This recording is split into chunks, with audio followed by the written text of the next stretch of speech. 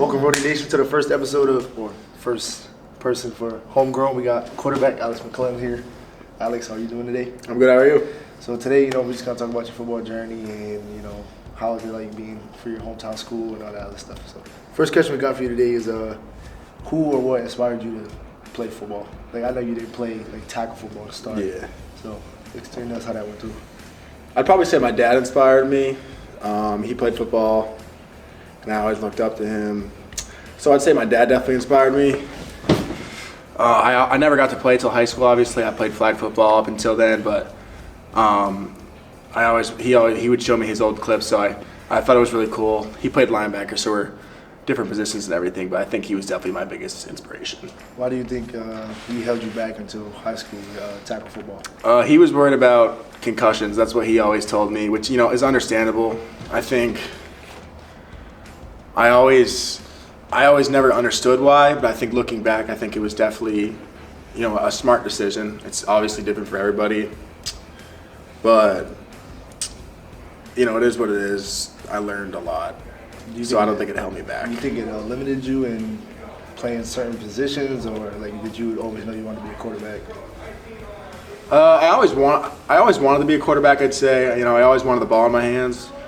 I don't ever think it limited me, because obviously with flag you can still do a lot of things. It's a lot like 7-on-7.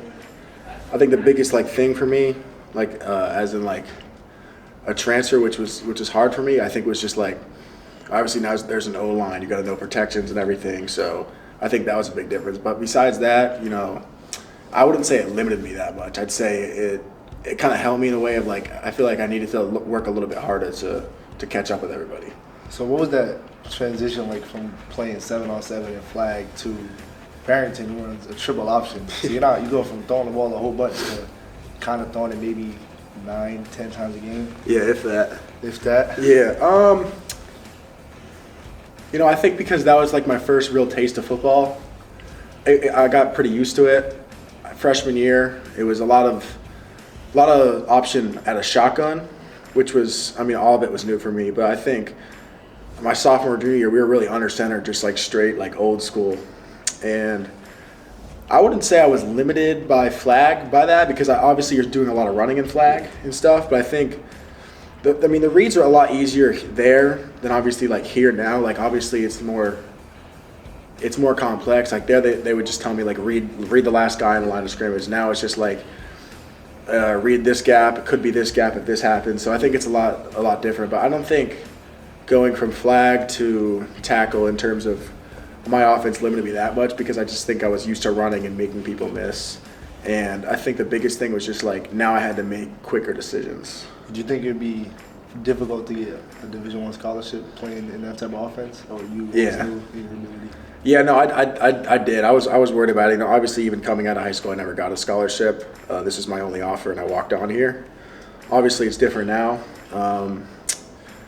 This past offseason, I got a scholarship, but going into it, I always was a little worried that this would limit me, just because I knew I could throw with anybody, but my film didn't show that. So it's camps were really important for me, because I had to really display what I could do, because I didn't really show that much on the actual field. So I was a little worried about it. I looked into potentially doing a prep year, but I didn't think that was the right road for me. I just wanted to get to college. I was thankful enough to get an offer here from a camp, but I was always worried about me getting limited by it, I think.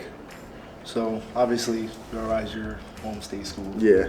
You didn't have many coming out. What was the process just going through it? Obviously you have Rhode Island, but what made you really all right, I'm not gonna do the prep here. I'm gonna come to URI and earn my way up? I think it was I took a visit here, and it wasn't even a real visit. I just came for a spring practice. They had me come down. I loved the way they ran practice. The coaches, they seemed very passionate about it, and they really made me, especially Coach Flem, that they told me they really want me here, and they told me even if I end up doing that post-grad year, they're still going to recruit me for the next class of QBs. So I think their commitment to me, even though I really didn't have much to show them, it really stuck out to me, and it made me really think maybe this place is for home for me. And yet, obviously, like you said, I didn't have many options. It was either this or go prep. And I think I kind of wanted to just get to college, not go through that whole, stressful recruiting process again. And yeah, I think the coaches definitely did it for me and made me really want to come here. Obviously, you're still young, still got a fresh 4 years. Do you feel like any pressure being here? Like, say, throw you on the field. Like, you think it's going to be a lot of pressure just because you're from here and everybody's looking over, like, he's from here?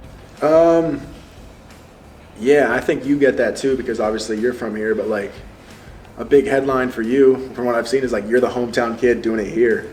So I think when I do finally get out there, there's going to be a little bit of that, but at the end of the day, you can't worry about it. I'm playing from Rhode Island, so I just got to do what I've been doing since my whole life. How's your game? How do you feel your game's gone to that next level since your year and a half, if that? Yeah. I think I've just gotten a lot smarter. Like, I feel like when I first got here, first fall camp, I was definitely learning like a new language. It kind of felt like there was a lot of new terminology. I think in high school it was a lot more dumbed down completely. Like I didn't even really do protections in high school. It was just like you guys block whatever. Like I'm just gonna worry about what's going on behind you. And so I think a big thing for me was like really understanding what the defense is doing and what works against that.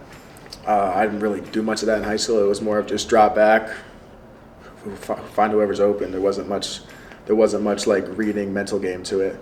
So I think mentally, I've developed a lot more, and then just physically, I've gotten a little bit bigger.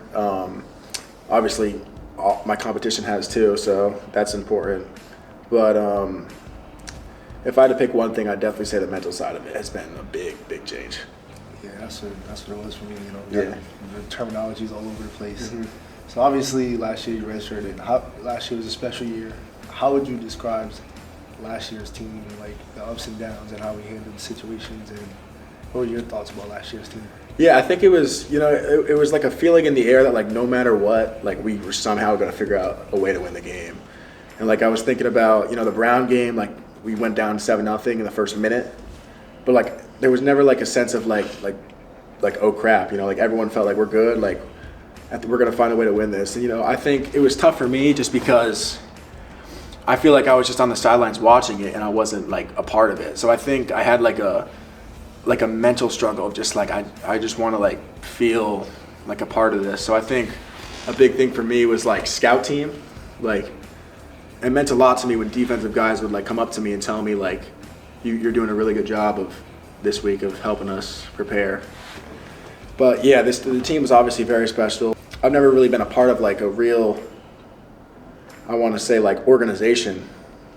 Like I feel like last year, like my last year of high school, we won the state championship, but it kind of just felt like it was just like a bunch of friends, just like we just were like better than everybody. Like here, these were all like hard fought wins. Like we didn't really beat the crap out of any teams. It was more of just like fourth quarter, we always came out on top.